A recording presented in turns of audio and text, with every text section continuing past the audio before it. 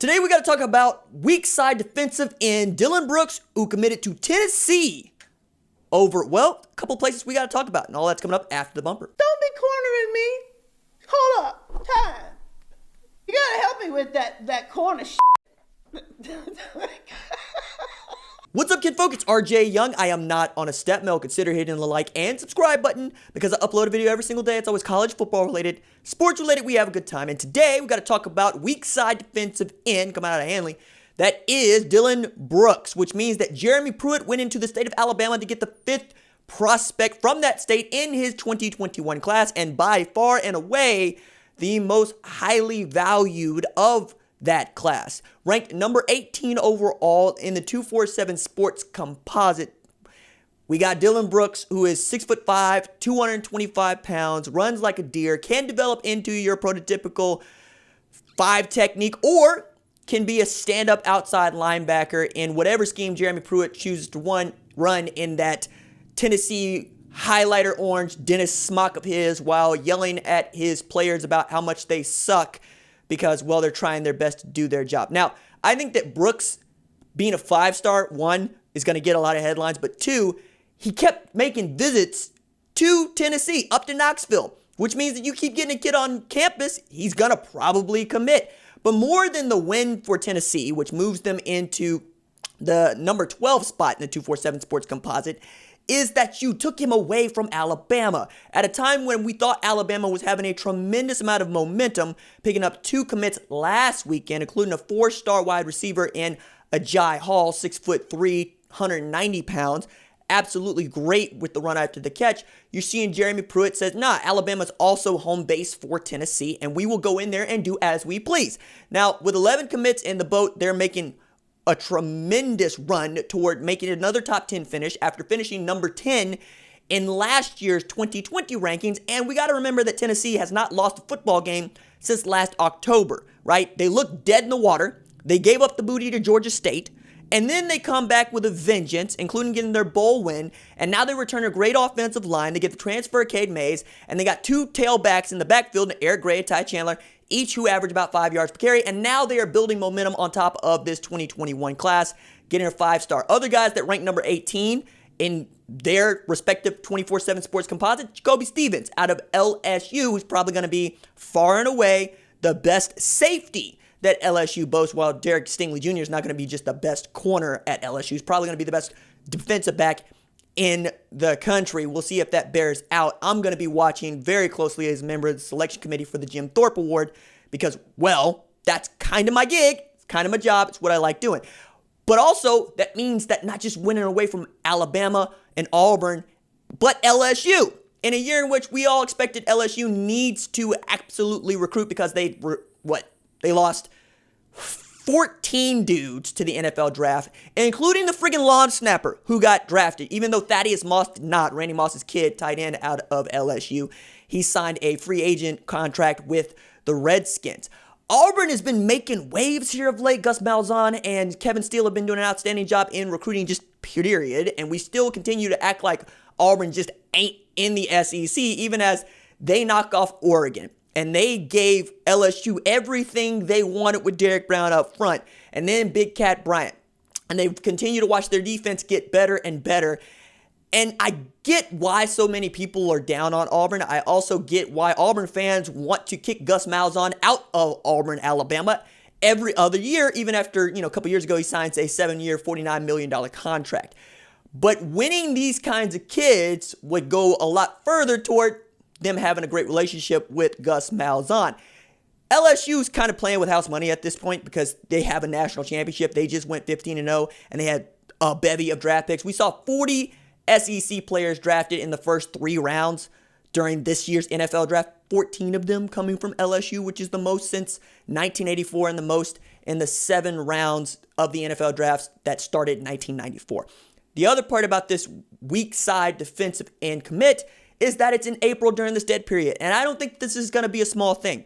I think that once college football gets started in whatever fashion that is, it's going to be interesting to see what the recruiting calendar looks like as well, because that means that official visits that were going to take place during the spring calendar season, which is gone, right, are all going to take place whenever college football comes back around.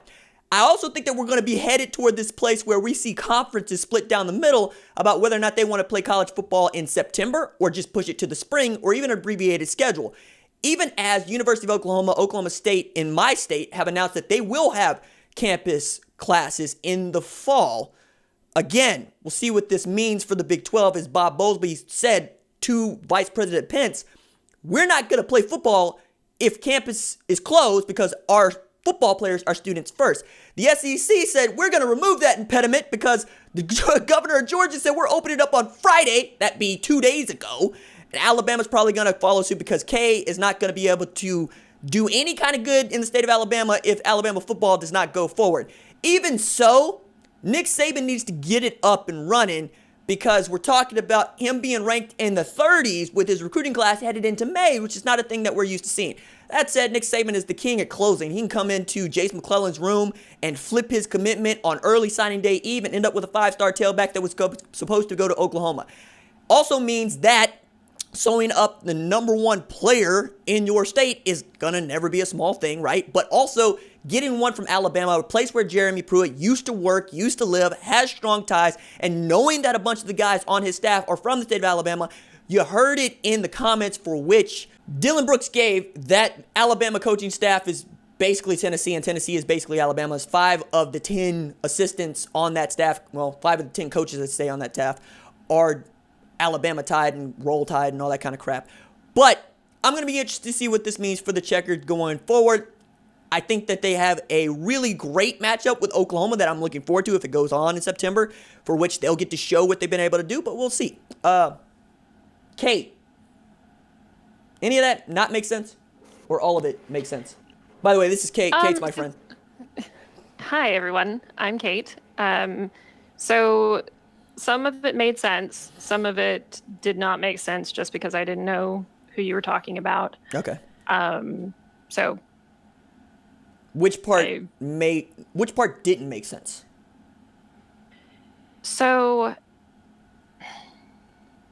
I guess the parts that did not make sense to me were why can some schools, I know there have to be a lot of reasons that I don't know about. Like, obviously some teams are better than others, but like, why can teams that have not had as good of seasons recruit good players?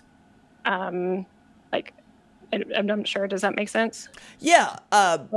What is the advantage to a young player going to a team that has not had, a good winning streak, or like its coach has a bad reputation at this point?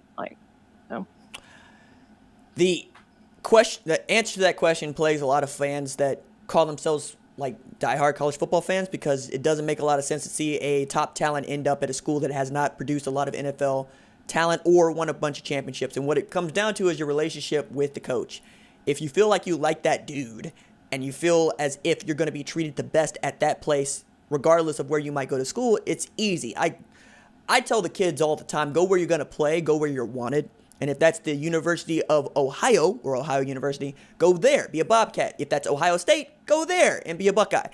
But it really is about the coach making that relationship with the player and his parent.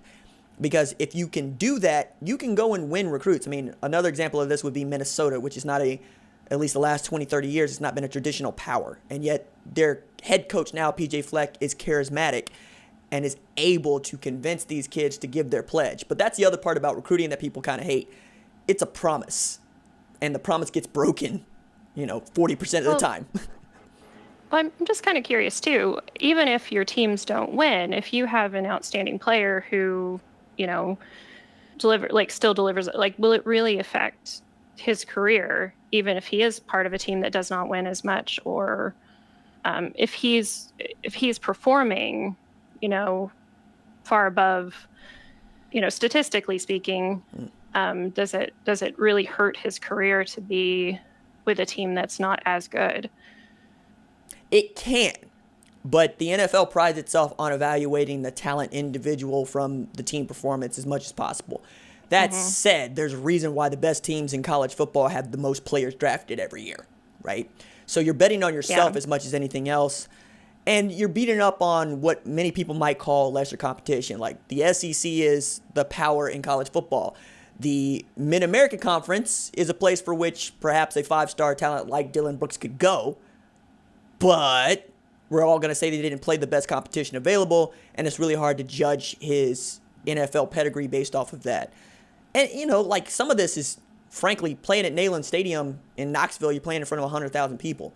Playing at Toledo, you might play in front of 20,000, maybe. And playing at Tennessee, all your games are going to be on television. Playing at Toledo, you'll be lucky to get 2 or 3. It's some of this is about exposure. Some of this is about the arms race. Like LSU has this really cool locker room that is digitally interactive and has lots of flashing lights and state-of-the-art strength and conditioning equipment and facilities and connections, right? So like Texas A&M is a good example of using their alumni as a recruiting tool, because you go to school at Texas A&M, you can basically get a job anywhere in southern Texas because so many of those folks have jobs and oil money does very well and yada, yada, yada. And that was kind of my next question. You actually brought it up with the alumni aspect. I was like, how much are alumni kind of going out and finding these kids? Because like, if you have like your hero, like specifically coming up to you and be like, I've noticed you playing and I would really like for you to, play, or that sort of thing. Like how much of that does go on for the schools? Like, do they, draft like previous players to kind of do that sort of thing? Or you mentioned a lot about like getting a kid on the campus. Like who is getting those kids on the campus? So those are supposed to happen through unofficial and official visits, and there are NCAA rules that are set up for how those things can happen. In regard to famous alumni, right, there are some restrictions on these things. So like my favorite story about this of late is a linebacker at Penn State whose name is Micah Parsons. He's an All-American. He's a consensus All-American. It means he's one of the best linebackers in the country last year. He was all set to go to Ohio State and had even named his dog Brutus, which is the name of the mascot at Ohio State. And Ohio State picked up a recruiting violation because one of its famous alumni, Kirk Herbstreit, who played quarterback there and is an ESPN commentator, was seen taking a picture with him along with a couple other guys like Eddie George, who won the Heisman and was a great running back there. And they broke rules. And as penance, they told the NCAA they would no longer recruit Micah Parsons. But they didn't tell Micah Parsons that, right? So Micah Parsons, not knowing that Ohio State was basically reprimanded from recruiting him, kind of just thought that they forgot about him and ends up going to Penn State. So you can do it, and it happens more than people want to admit that it happens. But there are rules in place that prevent it, or should prevent it from happening, because that's an unfair advantage, right? Because like Kirk Herbstreit went to Ohio State. He didn't go to Bowling Green State. If Bowling Green State had a Kirk Herbstreit, maybe they would want to do the same thing. I just think that all of those things are interesting. Matter of fact, we're going to continue to do these sorts of segments with Kate because she is brave enough to ask these sorts of questions. And I think that there's lots of y'all that just won't, Go ahead. Yeah. No, I was just going to say, there's a lot I don't know, and I'm going to try to learn. So it's like school time with RJ, I guess. Hey, man, it's a lot, especially with recruiting, because it's all cloak and dagger. And that's one of the things I love doing about this channel is just removing the cloak from the dagger, and let's just drain it of blood. All right, that's it for me. If you like the videos, don't forget to like and subscribe to the channel. And if you watch this channel incessantly, please consider being a member. 99 cents a month.